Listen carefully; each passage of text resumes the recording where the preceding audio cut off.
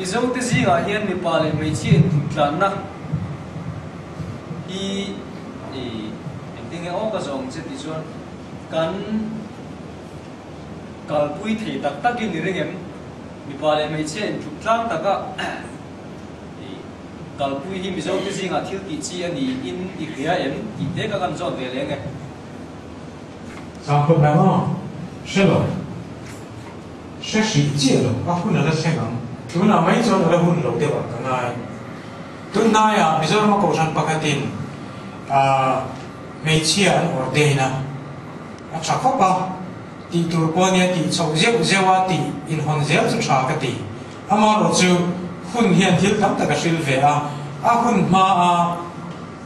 anh em này, cần việc bị chuan, việc bị, lại cần giải thiệu yếu mà ví dụ trong cái cần thiểm dọc cái gì cả, cần sẽ được là ngay tại là cần bổ hôm để tụi có vàng khá thiết cần chèn mà tiêu tụi chuan. Bây giờ, chúng ta na cái sự tu chú mi sắp vào mi pa alal chi na alal mà, cho mấy chiếc chú chiếc lọ chế này nó chỉ là cái này, các vậy là các ta cần nề nát lưu tục chuan, chắc lưu tục về thế này, hun ina rong siêu sầu chế là na hun mili na rong sinh sầu vanga mi pa là mấy chiếc hi đuôi là đuôi suy là cái này tục đón thấu và thiên ngày à địch rất là này đó là nằm mà sau đó biết cáiนั้นtiền này, chút đi rồi là buổi sáng ta chút tu na hiền cái education cái này là giống na tháp tầm số cả hiền mấy chuyện trong chắc đấy rồi, mi pa trong rồi cái này rồi mi pa hi cái mai cái nó cụt thằng về lên đi xe mấy chuyện tiền là nó mà thì hiền cái trong cái này, ông sẽ chú mi pa chân này mấy chuyện chân khác sang dọc sau đấy cái này, chân chú exam result cái này là gì cái này,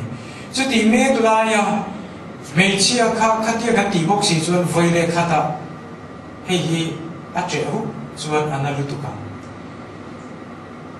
mi dâu pa chu lâu này chỉ này sổ mà là chỉ này sổ mà là chu khá lệ chân khá ipi lệ pu inu lệ pa tem chaber ni anh chia thế này ipa ini nè na zir tir thấy anh ấy sang bèo chu sổ mà là cái này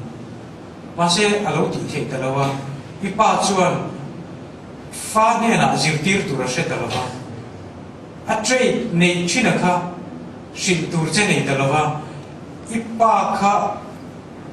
tuần mà đây à, ipu te hun lai pa za om na ang kha tu na pa hiền ăn lúa thế rồi,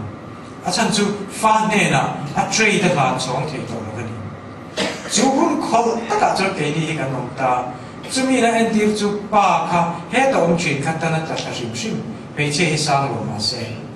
chúng mình anh đi mấy cái mấy chiếc hết cái đá số bốc xí chuan,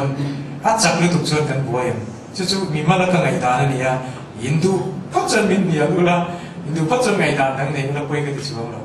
được không em?